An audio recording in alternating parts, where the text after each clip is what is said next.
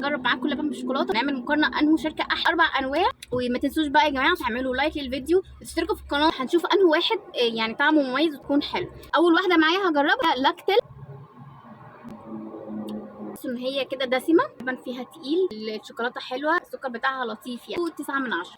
تاني واحد معايا المراعي، حاجاته ما بتخيبش ابدا. الراعي ده عجبني قوي برضه، مشروب غني، اللبن بتاعه فيه دسامه، شوكليت اقوى شويه من لاكتل، المفروض ده هديله 10 من 10. تالت واحد معايا اللي هو دانجو دانون،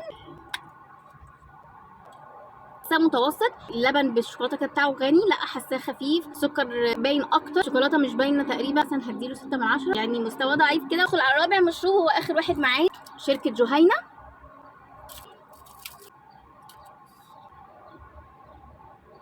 السكر فيه زياده، طعم الشوكولاته ضعيف برده متوسط، اديله يعتبر 7 من 10. مع المشروبات اللي معايا اكتر واحد عجبني هو المراعي ده، بعد كده لاكتل، اكتر 2 عجبوني. يا رب يكون الفيديو عجبكم، باي باي.